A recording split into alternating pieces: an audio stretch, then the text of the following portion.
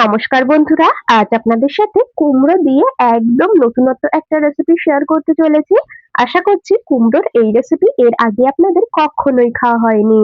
আর সত্যি বলতে যারা কুমড়ো খেতে একটুও পছন্দ করে না, এইভাবে যদি একবার কুমড়ো রান্না করে তাদের খাওয়ান দেখবেন বারবার খেতে চাইবে।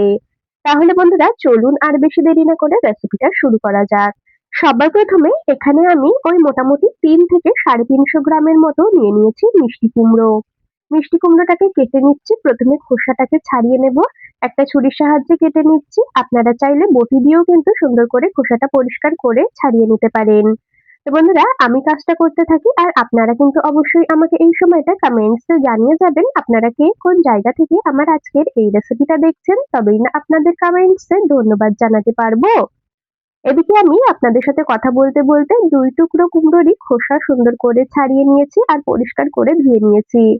এরপর দেখুন এইরকম লম্বালম্বি করে একটু পাতলা করে কেটে নিলাম। কুমড়োগুলো একটু পাতলা করে কেটে নেবেন, এতে করে তাড়াতাড়ি সেদ্ধ হয়ে যাবে। তো দেখতেই পাচ্ছেন এইরকম একটু বড় বড় করে পাতলা পাতলা করে আমি কুমড়োগুলোকে কেটে নিচ্ছি। এরকম ছোট ছোট টুকরো করে কুমড়োটা কেটে নিচ্ছি। আশা করছি বন্ধুরা আপনারা দেখেই বুঝতে পারছেন কুমড়োগুলোকে ঠিক কিভাবে কাটতে হবে। প্রথমে পাতলা করে নিয়ে তারপরে ছোট ছোট টুকরো করে কেটে নিয়েছি।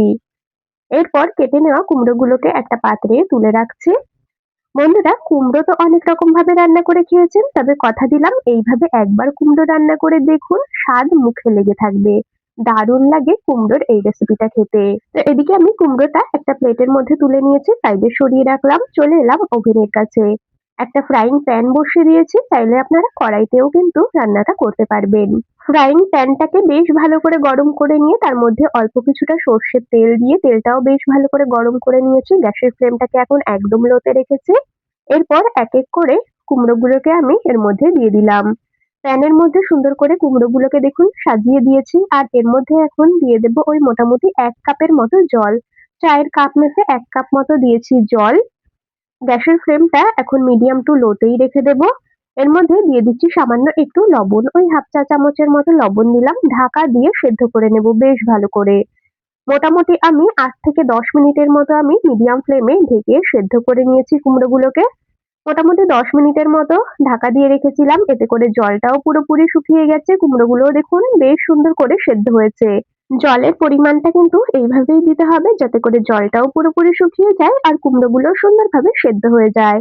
তো যাই হোক এখন আমি গ্যাস অফ করে দিয়েছি আর এরপর একটা স্ম্যাশার দিয়ে খুব ভালো করে কুমড়োগুলোকে ম্যাশ করে নিতে হবে। যেহেতু একদম পাতলা পাতলা করে কুমড়োটা কেটে নিয়েছিলাম তো খুব তাড়াতাড়ি কিন্তু সেদ্ধ হয়ে গেছে। আর দেখুন একটা স্ম্যাশার দিয়ে বেশ ভালো করে আমি কুমড়োটা ম্যাশ করে নিচ্ছি। এইরকম স্ম্যাশার আপনাদের কাছে যদি না থাকে তাহলে আপনারা গ্লাসের পেছন বা বাটির পেছন দিকটা দিয়ে খুব ভালো করে চেপে চেপে ম্যাশ করে নিতে পারেন। তো এদিকে দেখুন আমি সমস্ত কুমড়োগুলোকে সুন্দরভাবে স্ম্যাশার দিয়ে ম্যাশ করে নিলাম। আপনারা হয়তো দেখে ভাবতেই পারেন যে আমি কুমড়োর ভর্তা বানাচ্ছি, তবে একদমই কিন্তু নয়। একদম অন্যরকম একটা রেসিপি আজ শেয়ার করছি। আপনারা পুরো রেসিপিটা দেখতে থাকুন, আশা করছি ভীষণ পছন্দ হবে।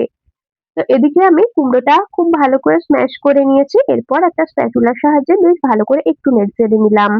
তবে খুব ভালো করে এখন কুমড়োটা ঠান্ডা করে নেব। গ্যাস অফ করে দিয়েছি আর ফ্রাইং প্যানের মধ্যেই আমি এই মেখে রাখা কুমড়োটাকে রেখে দিয়েছিলাম।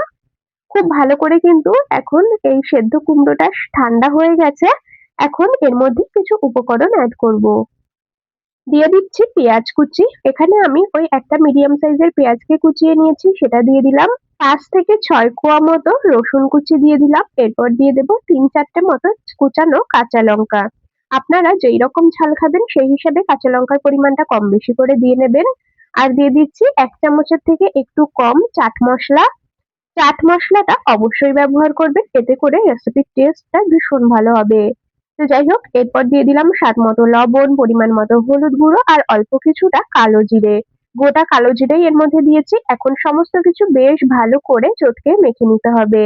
আর বন্ধুরা কুমড়োগুলোকে সেদ্ধ করার সময় যেহেতু কিছুটা লবণের ব্যবহার করা হয়েছে, অবশ্যই কিন্তু সেই কথা মাথায় রেখে এখানে লবণ ব্যবহার করবেন। সবকিছুকে খুব ভালো করে কুমড়োর সাথে চটকে মেখে নিতে হবে। বন্ধুরা এই সময়টা আপনাদের সাথে একটা কথা শেয়ার করে নিই। আপনারা যদি আমার আজকের এই রেসিপিটা ইউটিউব চ্যানেল থেকে দেখে থাকেন অবশ্যই সাবস্ক্রাইব করে রাখবেন। আর যদি ফেসবুক পেজ থেকে দেখে থাকেন পেজটিকে ফলো করে রাখবেন এইরকম আরো দারুণ দারুণ রেসিপির আপডেট সবার আগে পাওয়ার জন্য। তো যাই হোক, এদিকে আমি সমস্ত কিছু খুব ভালো করে কুমড়োর সাথে মেখে নিয়েছি। এরপর ওই ৩ থেকে ৪ চামচের মতো দিয়ে দিলাম বেসন, দিয়েছি সামান্য একটু চিনি আর ১ চামচ দিলাম শুকনো লঙ্কার গুঁড়ো। এই শুকনো উপকরণগুলোকে আবারও বেশ ভালো করে কুমড়োর সাথে মেখে নিতে হবে। সুন্দর বাইন্ডিং এর জন্য কিন্তু অবশ্যই বেসন ব্যবহার করতে হবে। তবে অতিরিক্ত পরিমাণে বেসন দিলে কিন্তু টেস্ট নষ্ট হয়ে যাবে। এখানে আমি ওই ১ম এ ৩ চামচের মতো বেসন দিয়েছি। আর এখন মনে হচ্ছে একটু বেসন লাগবে, সেজন্য আরো ওই মোটামুটি ২ চামচের মতো বেসন এর মধ্যে দিয়ে দিলাম। খুব ভালো করে এরকমভাবে সমস্ত উপকরণ দিয়ে কুমড়োটাকে মেখে নিতে হবে। বন্ধুরা, কুমড়োর এই রেসিপি আপনারা আগে কখনো খেয়েছেন কিনা অবশ্যই কিন্তু আমাকে কমেন্টসে জানিয়ে যাবেন। আর যদি কখনো না খেয়ে থাকেন, একবার বানিয়ে খেয়ে দেখবেন, যে কুমড়ো খেতে পছন্দ করে না সেও খাবে। এদিকে আমি সমস্ত কিছু দিয়ে কুমড়োর সাথে বেশ ভালো করে মেখে নিয়েছি। এরপর ওভেনে একটা কড়াই বসিয়ে দিয়েছি, তার মধ্যে বেশ খানিকটা দিয়ে দিলাম সাদা তেল। তেলটাও বেশ ভালো করে গরম করে নিতে হবে।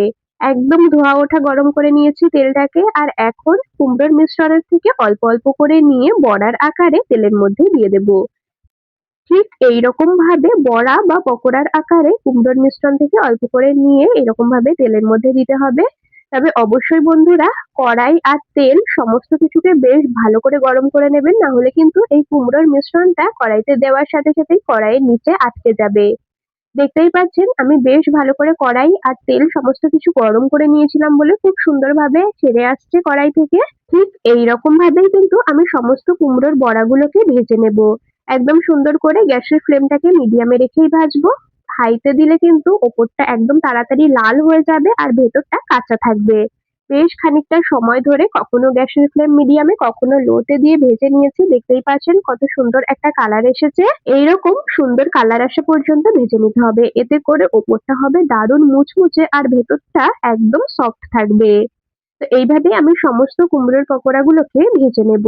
১ম ব্যাচের পকোড়াগুলোকে তো ভেজে নিয়েছি। আপনাদেরকে একটু ভেঙে ভেঙে দেখিয়ে দিচ্ছি। আপনারাই দেখে নিন ওপরটা কতটা মুচমুচে আর ভেতরটা হয়েছে একদম সফট। আপনারা গরম গরম ডাল ভাতের সাথে সাইড ডিশ হিসাবেও কিন্তু এরকম ভাবে কুমড়োর বড়া ভেজে পরিবেশন করতে পারবেন। আবার সন্ধ্যায় চা কফির সাথেও দারুণ লাগে। সত্যি বলছি, যারা কুমড়ো খায় না এইভাবে যদি বানিয়ে দেন তারা বুঝতেই পারবে না যে রেসিপিটা আপনি কুমড়ো দিয়ে বানিয়েছেন।